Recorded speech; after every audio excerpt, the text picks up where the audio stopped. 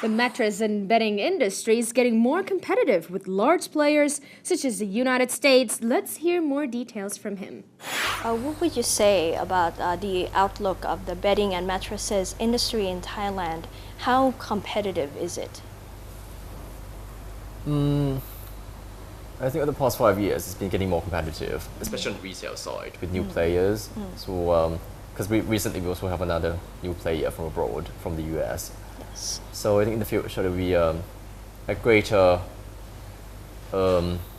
pressure on margins and on prices.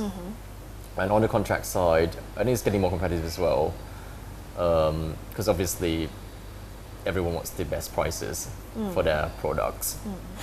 The company distributes its products in Thailand and 10 other countries in Asia and Australasia. To Australia, SPB exports OEM products. The company also pays special attention to the Southeast Asian markets, saying that they are fast-growing economies. Your company is based in Bangkok, and you also mentioned that you have a representative office in Phuket. Where are your other offices? We have offices in Vientiane, in Phnom Penh, Ho Chi Minh City, and also in the Maldives. Because we've been exporting to these countries over the past 10, 15 years. Yes.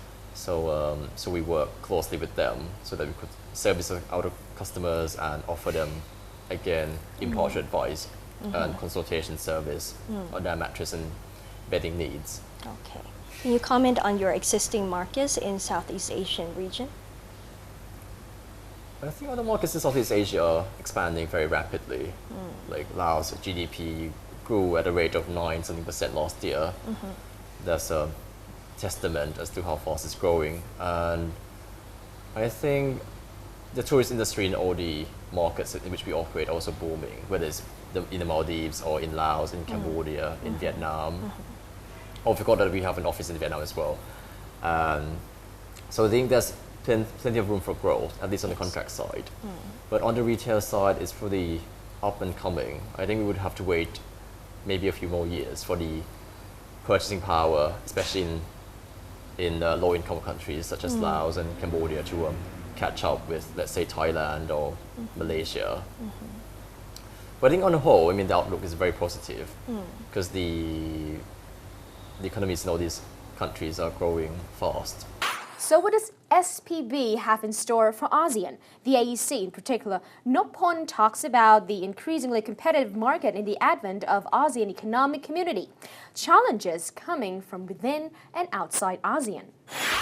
With the upcoming AEC in 2015, does your company have strategies or plans to prepare for it?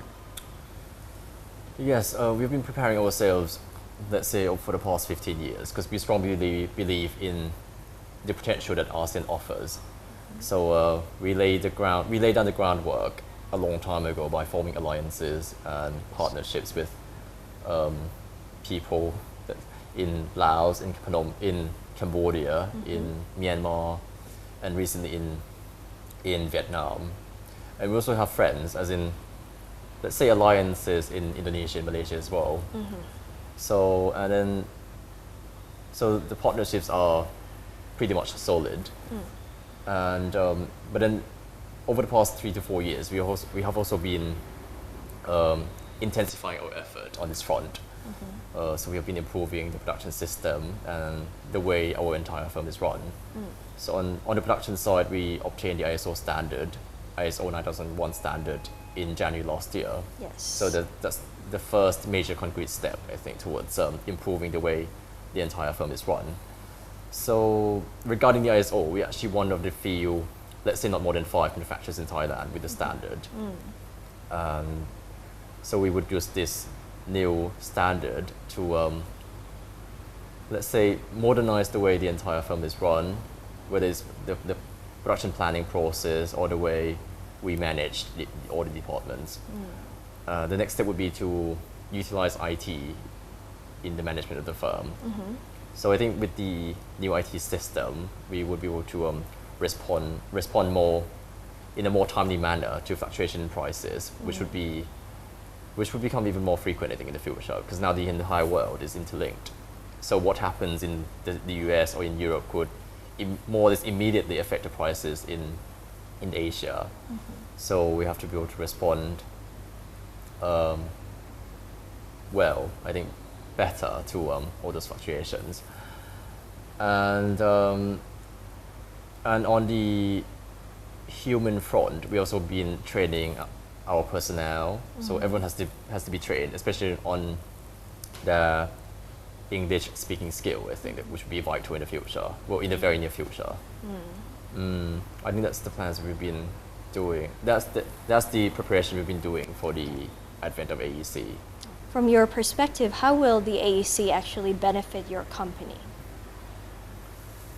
I think the AEC will offer us, well, a better room for growth, obviously, because it's a much larger market than Thailand. Yes. So I think it would allow us to deploy our marketing campaigns more effectively in terms of cost.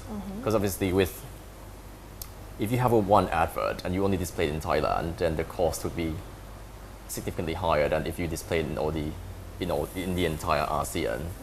So that's one way of looking at it. And there's also I think greater opportunity on the human resources side, because we could maybe acquire manpower or human resources with better skills or skills that better suit us. What challenges do you foresee with the AEC in 2015?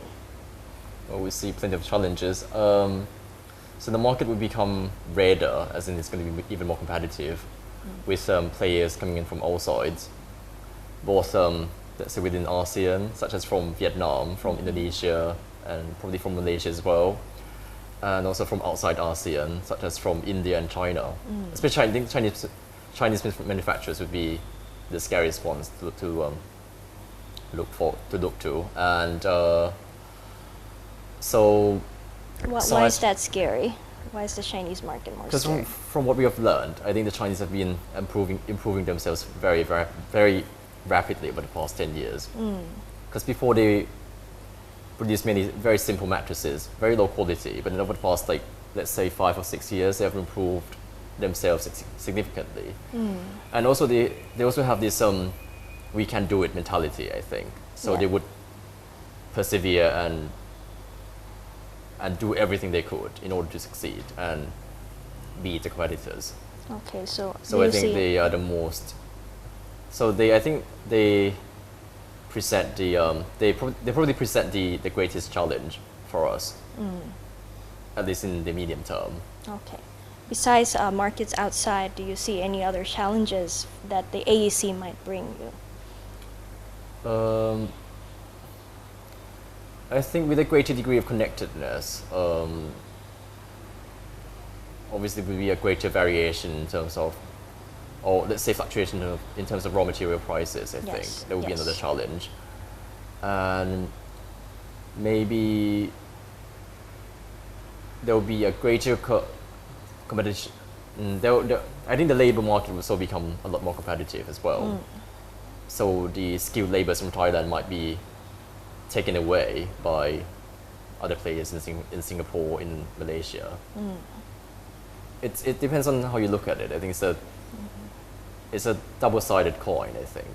Okay. So in the end, I think the advent of AEC would offer opportunity to those who are prepared and would present major challenges for those who are not.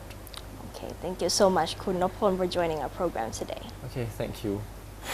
This has been Toward 2015, and on our next break, Mellow Me with Nina. Yes, for today, she'll be taking us for a sneak preview for one of the restaurants in Bangkok selling halal food.